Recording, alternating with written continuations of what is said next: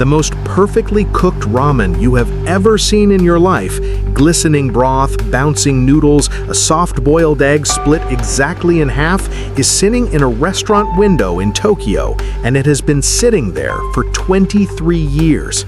It has never rotted, it has never dried out. And here is the part that will completely change how you eat at restaurants forever. What you are looking at is not food. It is a handcrafted industrial illusion worth thousands of dollars, built inside a factory by artisans who spend years mastering a single dish. This is Sampuru, Japan's billion-dollar fake food industry, and in the next 4 minutes, you are going to watch liquid plastic and wax transform into the most convincingly delicious meals ever created. And once you know how it is made, you will never look at a restaurant display the same way again. Before we go inside the factory, you need to understand something about Japan that makes this industry possible. In Japan, a restaurant that displays its menu outside using real photographs is considered low effort and untrustworthy. But a restaurant that displays three-dimensional, perfectly sculpted food replicas, every dish exactly as it will arrive at your table, that restaurant earns immediate respect. This tradition started in 1917 when a craftsman named Takizo Iwasaki created the world's first food replica, a wax omelet for a department store in Osaka. Today, the Sampuru industry generates over 90 billion yen annually, and a single high-end display set for one restaurant can cost over $5,000. But here's what you need to know about how it actually gets made, because the process is far more insane than anything you are imagining right now. In the next 60 seconds, you're going to watch a single lettuce leaf get born. It starts with a real lettuce leaf, an actual vegetable fresh from a market. The artisan presses this real leaf into a silicone mold compound, capturing every single vein, every wrinkle, every biological imperfection, down to microscopic detail. The mold is left to set. Then liquid PVC, a flexible plastic compound, is poured into the mold at precise temperatures, and here is where the magic happens. While the PVC is still semi-liquid and cooling, the artisan reaches in with a brush and with a single rapid flicking motion, a technique that takes years to master, they drag the plastic across the mold surface to create the crinkled, translucent edge of a real lettuce leaf. Too slow and the leaf looks flat. Too fast and it tears. The window for perfection is under 3 seconds. What you end up with is a single pale green leaf, so accurate that professional chefs have reportedly been fooled by them in factory demonstrations. But lettuce is the easy part.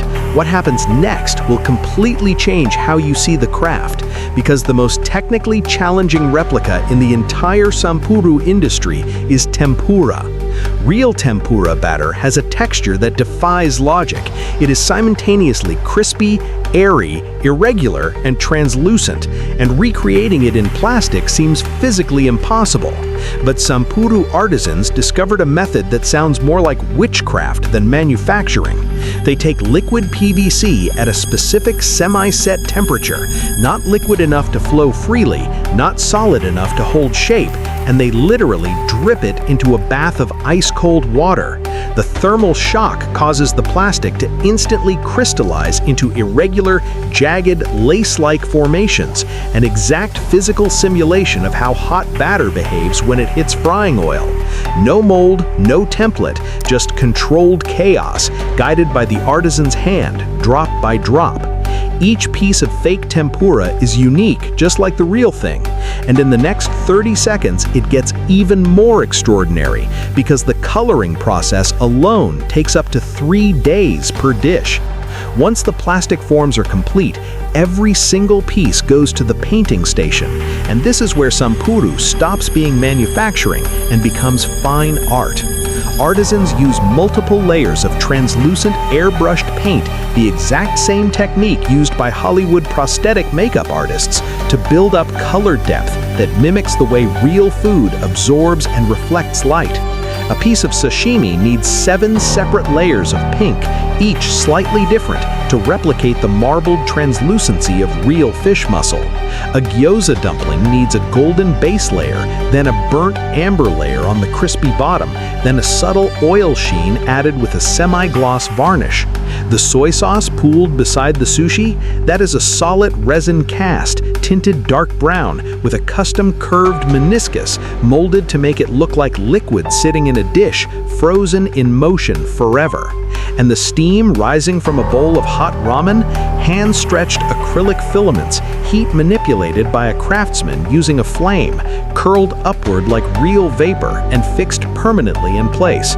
Now here is where it gets expensive, and where the real secret of this industry lies. Every Sampuru piece is custom-made to match the exact restaurant's actual dish. When a restaurant commissions a display set, they first send the real dish to the Sampuru factory.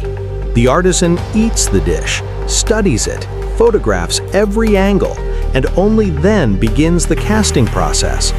If the restaurant changes their recipe, even slightly, the Sampuru must be remade from scratch.